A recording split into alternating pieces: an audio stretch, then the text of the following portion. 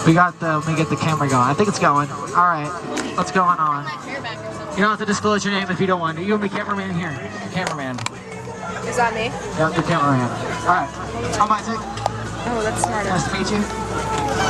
So, you're good. No, it's not secured at all. It's just sitting. So I agree with you. It violates the Constitution completely. They're basically making case law. That's what they're doing. So when it comes down to not dealing with immigrants or terrorists, they can just go and do a any American citizen if they want. I completely agree. No legislative warrants? Nope, nothing. Same thing with warrants, they can come into your house. You don't need a judge's signature. What was it called? I seen it's like something with the FBI and Homeland Security Act of 2002. They could do like, or it was Patriot Act, something about the FBI can get warrants, but they're not court warrants. They could just go and get administrative warrant. Yeah, same thing. So what do you think about immigration control in general besides ICE? We're all immigrants. Well, yeah, but immigration control besides immigrants coming in is fine. You know, if you have a certain time in your country, or you know, if people are like you or they want to come and assimilate, that's different. But I don't think besides 1965 and afterwards, the Homeland Security, the immigration acts that they filed let in too many people. What is too many people? You know, cause a problem and have us be divided over it. There wasn't any kind of, no one had any chance to no one knew what was going to happen under JFK. As far as I'm aware, I need to do more research on this so I have it on hand. Try to have it on hand, working on it. But they allowed, we used to have immigration controls, and in '65 it allowed immigrants from the rest of the world. We had it limited to Europe. I had a small number. I think the highest immigration that we had was 14 million immigrants total in the 1800s. After that, it just dropped off, and everything else was Americans. Let me ask, why do you think there were so many immigrants that came to this country? We had low population. We had a lot of wars going on in Europe. Wars going on in Europe, a lot of decolonization and destruction by the United States government in pretty much every nation across the world. But at that time, we weren't allowing immigrants in from Central South America, Africa, or Asia for the most part. There's only, I think it was like, for any other countries that I've seen, Lebanon and Syria were the only ones to get in, at some 70,000. And funnily enough, my great-grandma on my dad's side is one of the Syrians, or Lebanese, to get in. But nonetheless, this is all pre-1900. My issue is letting in a range, sadly, of 50 to 70 million people. It's a lot of people.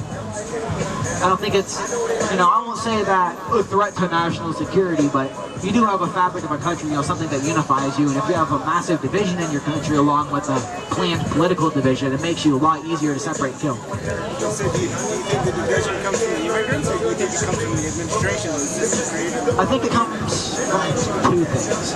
Because obviously, like the Trump administration, they're eating the dogs, like, okay, we don't need that, that's not relevant, genuinely. It's a Facebook post that got blown out of proportion. But to say that if you import 100 million Chinese into the United States, or it was just her 100 million Americans into China, they're not going to assimilate or, you know, integrate the same way that they would if it was, you know, 100,000 max, maybe. Depending on the ratio to the population, if you let a group of people in, they're going to join your society, not become an independent part of your society. So the goal isn't to give somebody else authority over you or let another group form political power when they move here. It's for them to join your organization. If you didn't want to do that, then it would, you know, that's why we have nations, borders, and it's not just countries, it's a nation state. It's a group of people, a group of culture, you know, they agree on things. Politically, obviously, it's going to be diverse, but for the rest of the factors, I mean, we all have commons, we have a lot of common ground on almost anything. Even if you're not looking at nationality on class, obviously, I know you know this, you know, we're all on the same level. And at another level too, it's a lot easier for you to change your economic class than it is to change who you are as a person or where you came from. So that's why I think it's a unique foundational block for unity in a country. And it shouldn't be shattered, and it shouldn't be taken as oppressive weapons against other people, you know, invading, creating empires, but it should be used as a weapon against control. They're no different than your family, they're just extended, just like cousins of cousins. immigrants are, or just your neighbor, everybody?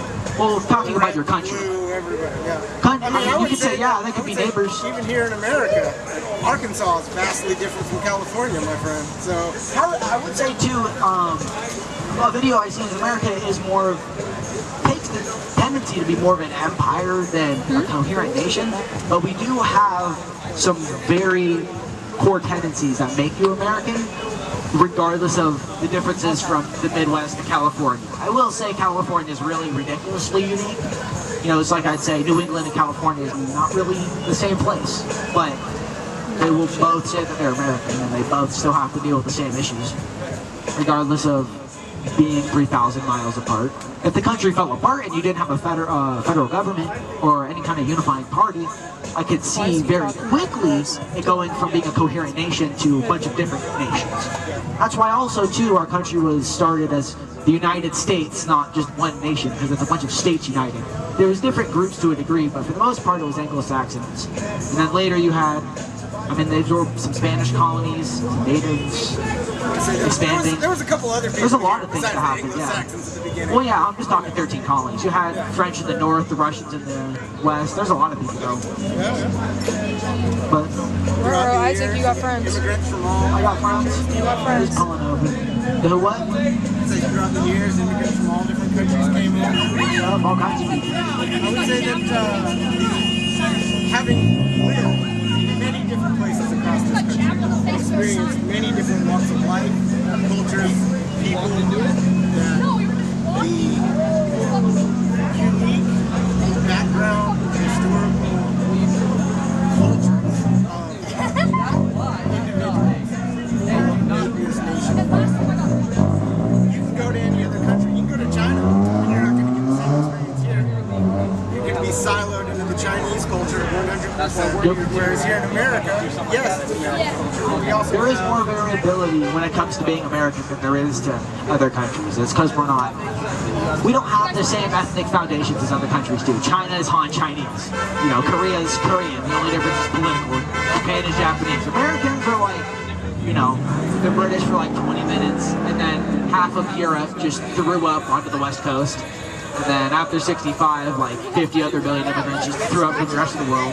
So we're really put in a very precarious situation, and I think it needs to be dealt with a lot more, especially care and caution than it is being taken care of, because just like you have ICE being used as case law against the American people, you'll see the United States used as case law for other countries, you know, international politics, or maybe how Europe deals with their immigration problem. Same thing with, what was it? I just had it on the tip of my tongue, I can't think of it. But nonetheless, they'll see us as, oh, the Nazis, that's what it was, American eugenics, and the way that the Nazis used it.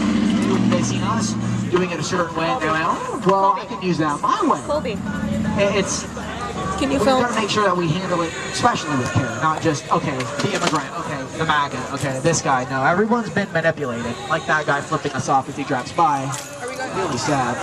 I would say that immigrants, on the list of enemies and priorities of things that are making this country shitty, immigrants are pretty low considering. On a top 10 heroes, they're probably in like 7, or anywhere around there.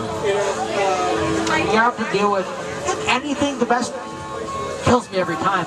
Blaming the housing crisis on immigrants is the basic argument of like corporations. Now saying jobs, different, but what do you expect when people have been here? I would say BlackRock is the biggest issue. Exactly. The only issue almost, God. Buy it all up. And then yeah. So And the fact that our dollar is being shitty.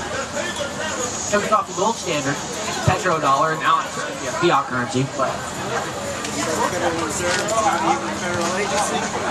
that was when this country got sold, is when they made the Federal Reserve. Rothschild bankers and JP Morgan won. Get at it. I appreciate it. Talk a long time, buddy. I don't know how to stop it. What's good, YouTube? I love this camera, it's so sick. I hope that was a good recording, gang.